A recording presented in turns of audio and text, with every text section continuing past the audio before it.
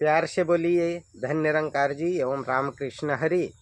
एक जगह पे संत तुलसीदास जी कहते हैं, एक घड़ी आधी घड़ी आदि से पुनआद, तुलसी संगत साध की कटे कोट अपराध। इतना महत्व सत्संग को दिया गया है कि एक घड़ी समय नहीं मिला तो क्यों ना आधी घड़ी आ जाएंगे, सत्संग में बैठेंगे। आधी घड़ी भी समय नहीं मिला, आदि से पुनआद, तुलसी संगत साध के कटे कोटा अपराध। आदि से भी आधी घड़ी हम जाके सिर्फ महापुरुषों का दर्शन लेंगे तो भी हमें कटे कोट अपराध माफ हो जाते हैं। इतना महत्व, इतनी ताकत सत्संग में हुआ करती है। इसीलिए एक उदाहरण दास आपको बताएगा। एक महात्मा सत्संग करके अपने घर पे लौट रहा था, रास्ते से चल रहा था।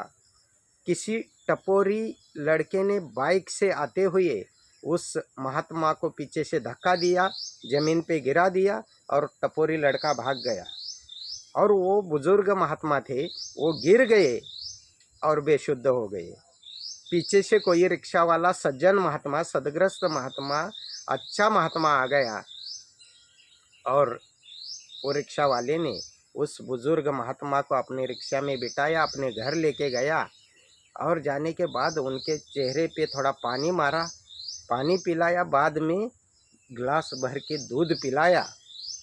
उसके बाद वो रिक्शा वाला कहता है कि उस बाइक का नंबर तो नोट किया है क्या, आपको याद है? नहीं तो अपन पुलिस कंप्लेंट करेंगे। तो वो कहता है बुजुर्ग महात्मा कि भाई साहब, हम किसके ऊपर कंप्लेंट करेंगे? अपने ही किसी ने धक्का दिया है तो कैसे कंप्लेंट करेंगे? तो उस रिक्शा वाला सामने से कहता है कि कौन है वो, किसने धक्का दिया है, आप अगर पहचानते तो नाम बताइए। तो बुजुर्ग महात्मा कहते हैं, अभी अभी जिसने मुझे दूध पिलाया है, धक्का भी उसी ने दिया है। इसके बाद वो रिक्शा वाला महात्मा कहता है कि दुनिया में न्याय ही नहीं है। अच्छा कर्म करने जाओ, अच्छा काम करने जाओ, मेरे ऊपर ही आप आरोप लगा रहे हैं कि हमने दूध पिलाया और आप बोल रहे हैं कि आपने ही धक्का दिया।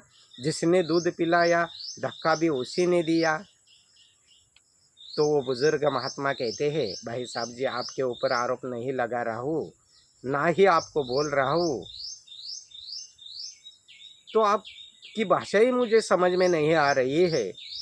तो वो बुजुर्ग महात्मा कहते हैं कि ये आध्यात्मिक सत्संग की भाषा है। सत्संग करते हुए मैं घर लौट रहा था, लेकिन सत्संग से मैंने कुछ सीख ली या नहीं ली, सहनशीलता मेरे अंदर है या नहीं है, ये देखने के लिए प्रभु परमात्मा ने उस टपोरी लड़के के घट में बैठ के मुझे धक्का दे दिया। और जब उस एग्ज़ाम में मैं पास हो गया तो उसी प्रभु परमात्मा ने आपके घट में बैठ के मुझे घर लेके आया, दूध भी पिलाया, सेवा भी की। तो इसलिए कहता हूँ, जिसने धक्का दिया था वो परमात्मा बाद में दूध पिलाने के लिए मुझे आपके घट में बैठ के आया। इसलिए कह रहा हूँ कि जिसने दूध पिलाया धक्का उसी ने दिया है, तो कैसे पुलिस कंप्लेंट करेंगे? तो साथ संगत जी, ये सत्संग का भाव हुआ करता है। ना खुशी अच्छी है, ना मलाल अच्छा है, यार जिसमें रख दे वो हाल अच्छा है। हमारी ना जुस्तजू है ना आरजू है, हम राजी है उसमें जिसमें तेरी रजा है।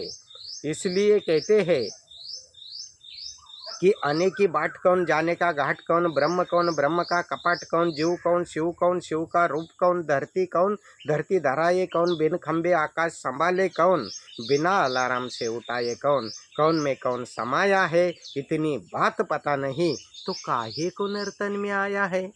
एक राम दशरथ का बेटा, दूजा राम घट घट में लेटा, तीजा राम जगत का पसारा, चौथा राम जग से न्यारा।